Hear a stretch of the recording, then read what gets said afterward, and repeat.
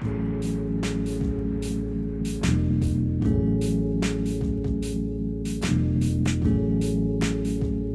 right, welcome back to Hockey Unplugged. I'm Carson and I'm here with Jack Shai. And in this episode, we're just going to be talking about the new captains for the Flames and the Canucks, just because I'm a Canucks fan and Jack is a Flames fan, and new captains were kind of named like around the same time. And then we're just going to talk about a little bit of extra like Canucks and Flames news. So I'll pass it over to Jack.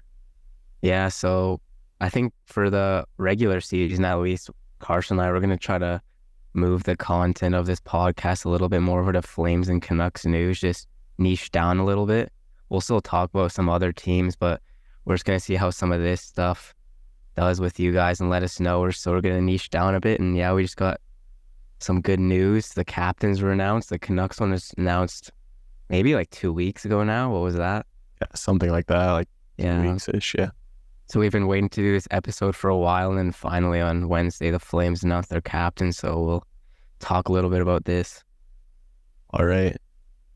So starting off, we'll do the Canucks because I have less to talk about with them. So Quinn Hughes is the captain for the Canucks after Bo Horvat was traded last season. And I wasn't too surprised just because he's one of the top players on the team. He's definitely the top defenseman on the team, and he's a huge part of the core. He's been there for a decent amount of time now. I honestly thought maybe Pettersson would be named captain just because he's been there for a little longer. Mm-hmm.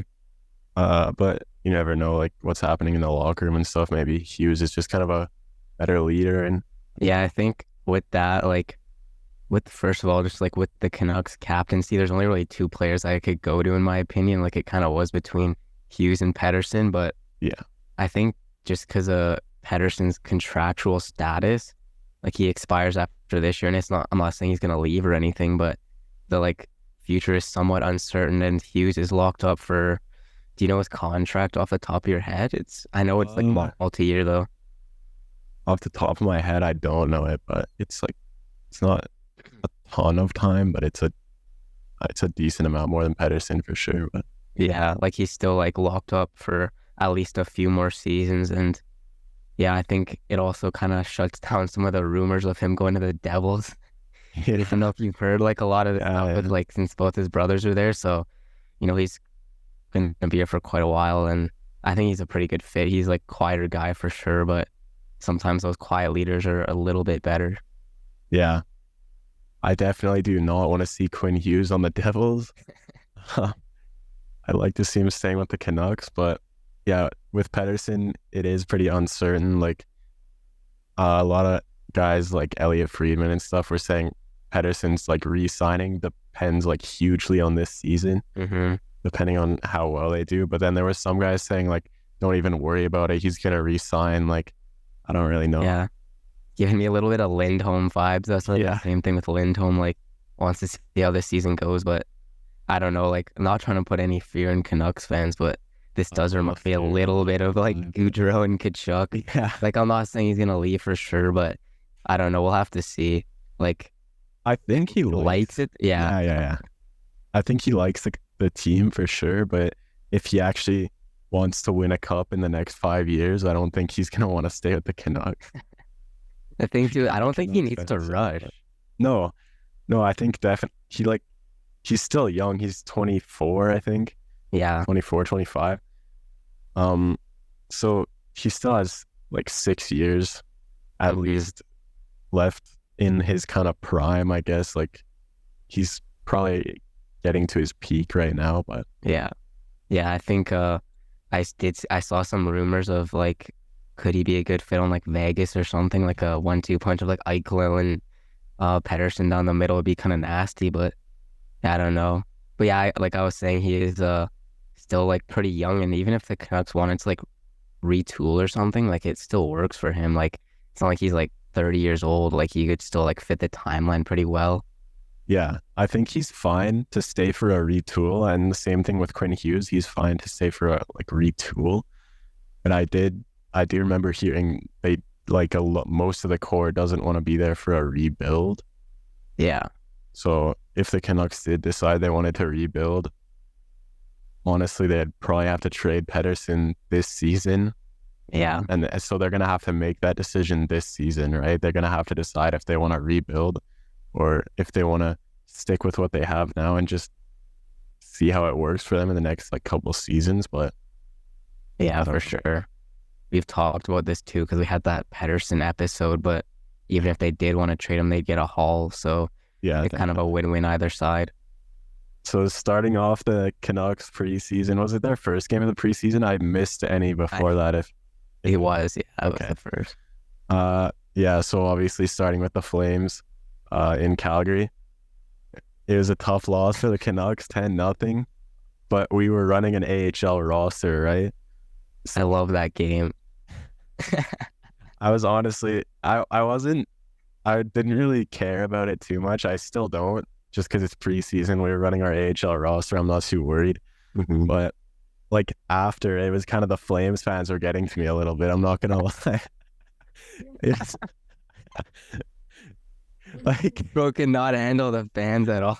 I couldn't. I don't know.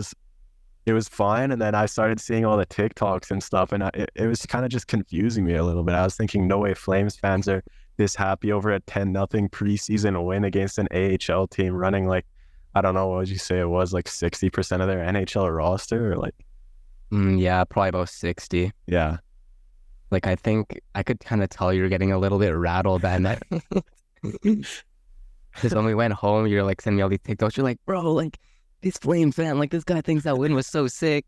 So yeah, I mean, obviously from like the Canucks side, like I don't think like either fan, like both sides of the what am I trying to say? Both fan bases need to calm down a bit with that win. Like yeah, from the Flame side, it's like yeah, that was like a sick win. I think Coronado is for sure a bright spot in that game, but the Huberdeau glazing was a little bit too much in my opinion. Like yeah, he had like a few nice goals, but it was like the AHL backup. yeah, But then on the other side, like you could sort of tell the Flames fans were trying to like aggravate the Canucks fans yeah, with some of their definitely is. TikToks. So the Canucks fans, I think, fell into it a little bit. So I think they got a bit like too rattled with that. But overall, it was fun from my side. But maybe you didn't like it too much. No, I can't say I was a big fan of it, but I got to see all the goals, which were pretty nice. yeah, I got to see a couple, but they were actually nice. I saw the Kadri goal. But, Yeah, did he only score one?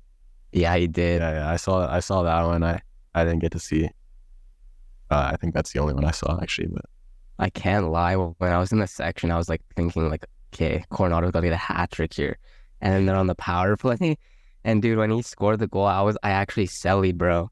really, Yeah, like I actually was like, oh, like, and I was like trying to like stay as like focused as possible, but I had to glaze a bit because that was a pretty nice goal too. actually, it was a nice goal. I actually like the Flames played well for sure. Like it's not like they were playing bad, and the only reason they won was because they were playing an AHL team. Like they Yeah, definitely played well. If they were playing bad, they still would have won probably, but it would yeah, 5-5. Maybe they maybe, let in a couple goals. yeah.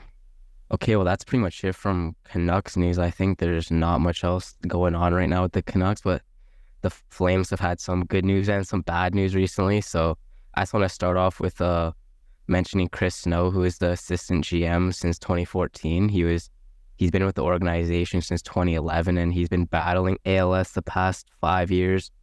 And I think it was on Wednesday he went into cardiac arrest, and it was news that he's not going to be waking up. So just I guess prayers out to the family and like God keep rest over Chris and peace and comfort over the family. But he was I think a really underrated part of the organization. Like he was a big part of in getting like Lindholm, Markstrom, Dubé, all those contracts, even Anderson's, like which are some of the best contracts on the team right now.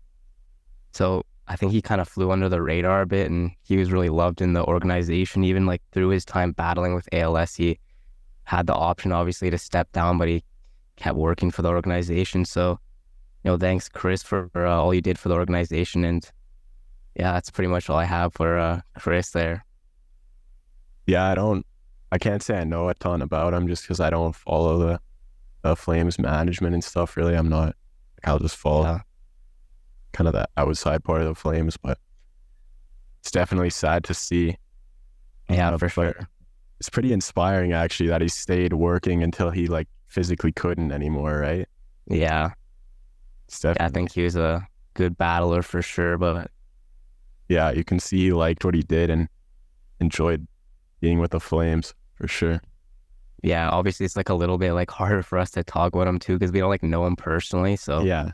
but we're Yeah, just we kind of, can't say how he was as a yeah. person or anything, but you know.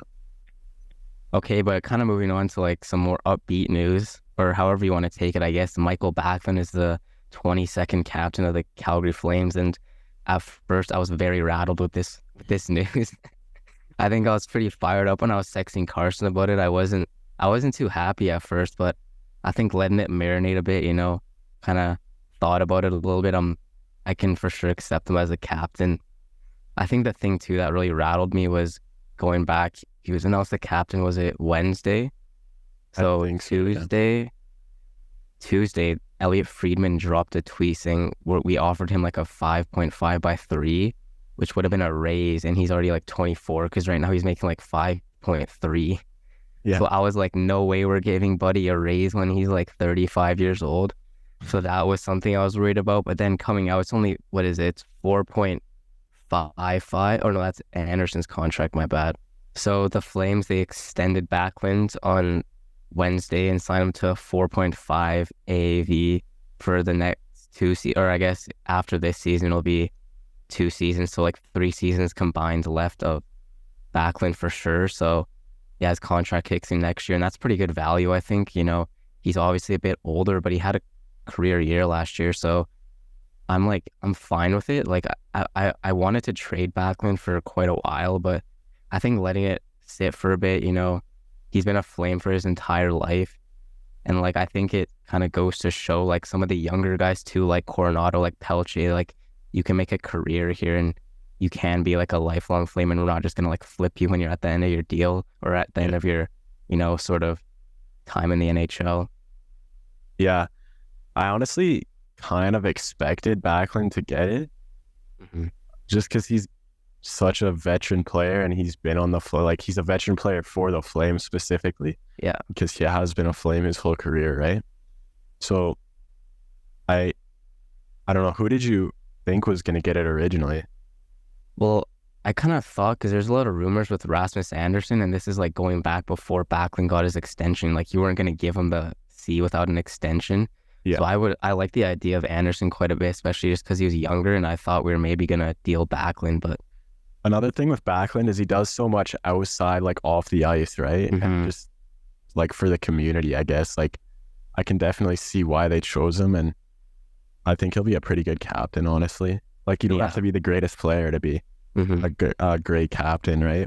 And then, yeah, like he has been a Flame for so long. I remember my first Flames game I went to, maybe like 2016 or something. I don't Yeah. know, but I specifically remember Backlund, and I only remember him because my mom was wearing a Flames shirt that had Yeah. Backlund on it, Oh, yeah. and he got a penalty, and she was like worried people were gonna think like I don't know. She's I don't really remember, but she was Thought he worried was going to about be it like, because she oh no. yeah she was wearing the jersey of the guy sitting in the box. So I don't know. I don't know why I remember that. That's just kind of just thought I'd mention it. Random thought. Yeah. Yeah, I think going back, like we've talked about this even in like the Lindholm episode. Like I've been like wanting the Flames to deal all these older guys and just go into a little bit of a retool. Like Mhm. Backlund was one of the guys I was like, like let's see what we can get from. Like you could maximize a like return for a guy like Backlund at the deadline. But I think he's a guy too that you can keep around even if you did go into a rebuild, like just because of his leadership.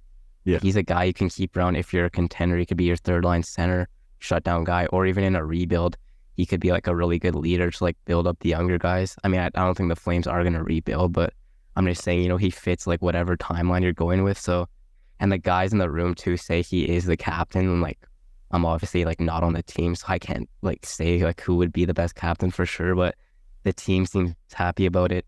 Most fans are pretty happy about it too. I at first again wasn't, but I think I can for sure roll with the idea of Backlund as the captain of the Calgary Flames. Yeah, I like it, honestly. I'm happy to see it. I think he definitely deserves it.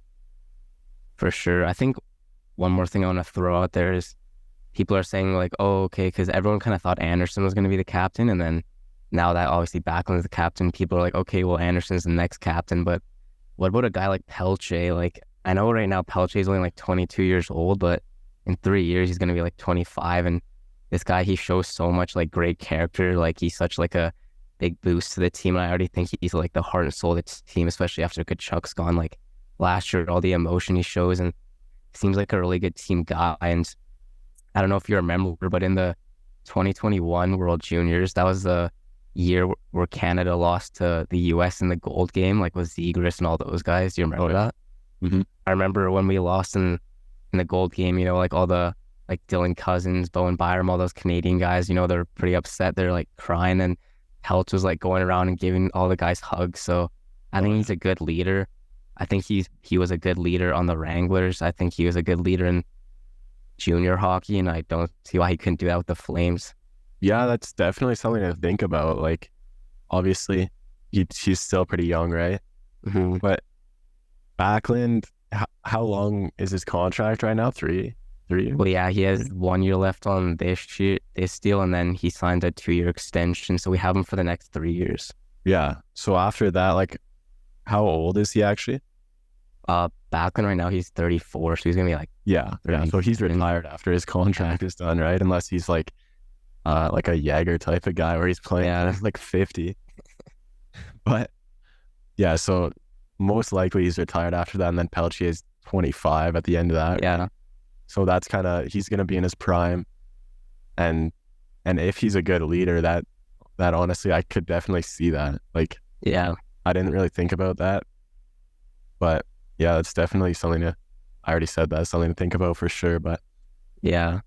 I think just because he's like really young too, people haven't really thought about it. Like, obviously he's not even like fully developed yet. Like, we're gonna get into it a little bit soon here, but he's injured now, so he's gonna miss a bit of development. But if he does like develop into like what we think he can, I don't see why it couldn't happen. Like, the only thing is maybe in like for 3 years or something, like some of the veterans like Huber are like, why can't I be the captain? And like, we're gonna give it to like this 25-year-old who's only been in the league for like 3 years. So I mean, like, we'll have to see. Like, who knows even what the team looks like in 3 years, right? So that is just a thought to throw out there, and I'd like to see what other people think about that, because I haven't heard anyone talk about it. I think. Okay. Oh, sorry. Go ahead. Yeah. I think the team could come to a kind of consensus in that situation. Like, to be honest, I don't think they care that much who's the captain. Like, unless one of them really wants to be the captain. Yeah. Then that guy might care. Yeah, you're right. That is true. Honestly, I think they're just like, they're happy, like, for whatever, right? Like, they're all on the team still. So really, like, whoever's the best leader should just be the captain. Like, maybe Huberto wants it, but he's not a good leader. So in that case, he should probably just know that it's going to someone else. Just know that Pelletier is better than you.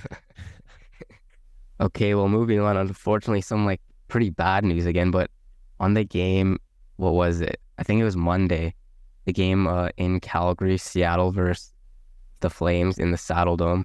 Pelletier took a hit from behind and had an upper body injury. I actually saw the play live, and it looked pretty bad live. Like, I'm not gonna lie, I was like, geez. At first, it kind of looks like he like maybe just dislocated his shoulder. That's kind of what I was hoping, because obviously you could just like pop it back into place and he could be ready in like a couple weeks or something. But it's obviously something worse than that. He probably broke it or maybe separated it. So the Flames news is pretty vague right now. It's just he's out indefinitely, but honestly, I think it's probably like best case scenario he comes back as early as like February.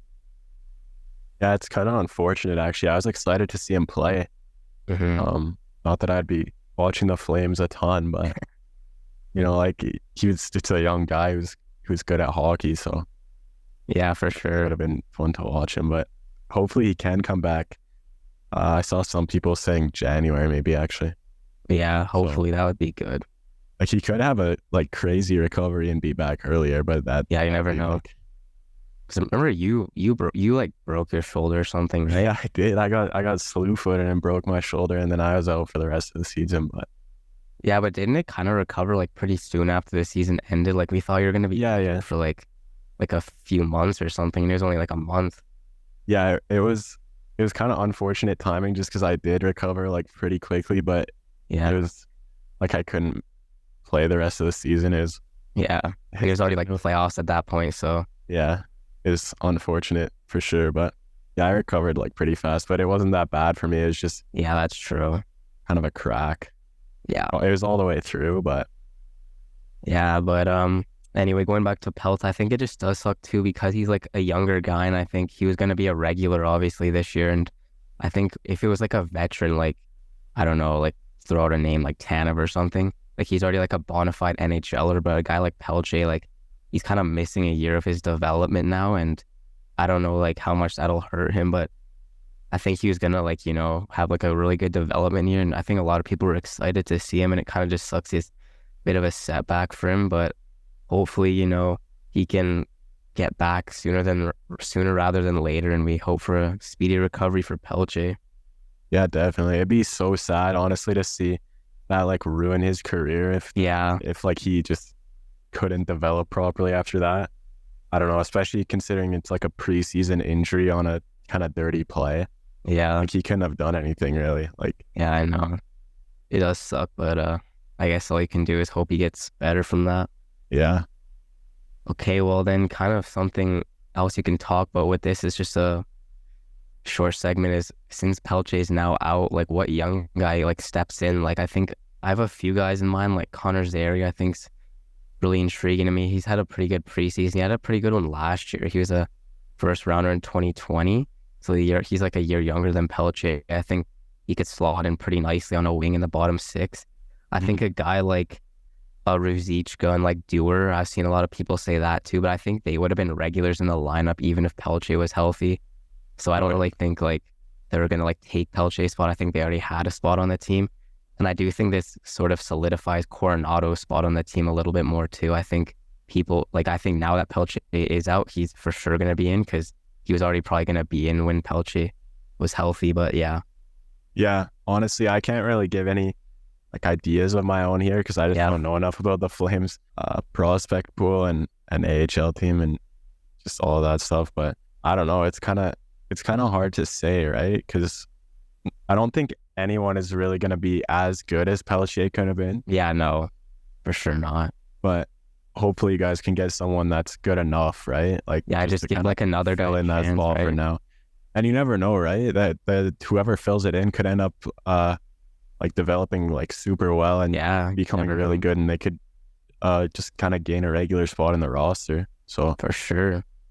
But I think, I mentioned Zary. I think Zary could be really interesting. And then a couple other ones is Big Klapka. He's a big boy. I think he's like, I don't know, he's like 6'7" or something, and he's like pretty quick too. I think he could be pretty interesting. He hasn't played any NHL games, and he had a really good rookie tournament in Penticton. So Dryden Hunt's like probably the last one I think of. The Wranglers acquired him last playoff or last playoff run last year, and he's had a really good preseason. Actually, he's pretty quick too. He's sort of a grittier guy. Kind of reminds me a little bit of like a Kachuk if he was like a fourth liner. But so I think those are just some names. Like you guys let us know. Dryden Hunt, Connor Zary, Adam Klapka. Who else do you guys think could maybe fill that spot now that Peltz is out? that'll be interesting to see for sure. Okay, guys, this is the last thing we want to talk about this episode. So the Flames and Oilers, they announced their Heritage Classic jersey. So I want to quickly look at the Oilers one. This one is hot garbage right off the bat. I think I do not like the pants. I do not like the gloves. I think they're going after, or their jerseys are, what do you call it?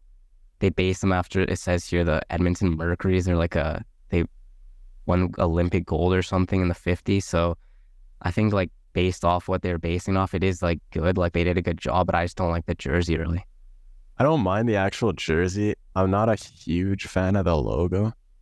I think they could have Yeah, done a little better with the logo. it is a little It's weird. not, it's not terrible, but and then with the pants and the gloves, I just don't think they match. Like, No, need a it doesn't lighter make color or sense. something Yeah, with those like what gloves is and happening pants. here? Like, they really just don't match at all. I don't know. Oilers fans seem to like it, but Yeah, Oilers I fans are think obviously glazing, but they're just pretty delusional loyal fans. people. Yeah, not much to say with these. Okay, whatever. I need to stay PG, but anyway, here's what they base their thing. You Here's what just they say base their PG.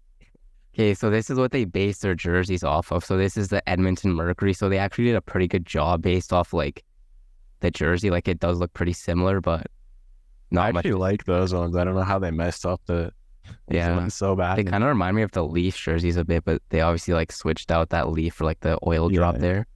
Okay, but moving on to that like sexy ones, we have the Calgary Flames. I really like these ones, bro. I think the cream jersey looks so clean. I wanted it to be cream.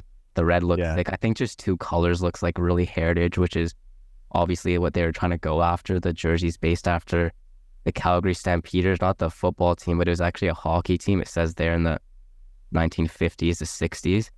Oh yeah. And the only thing I'm not the biggest fan of, I'll talk about in a second here, is I don't love the logo. I think there's better things with it, but overall, I really like the colors and colors of the jersey. It looks sick.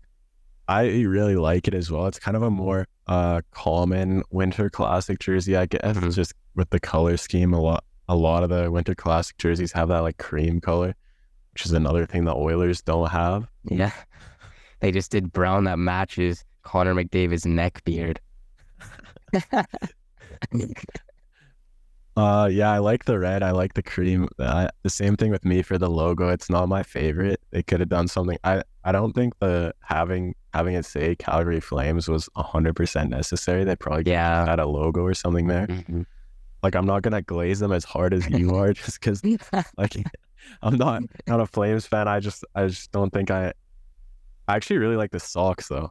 Yeah. Dude, I also really like see the pant line, like the Oh kind yeah, of yeah. like I really like that too. I like I actually like it a lot. Bro's I switching up now.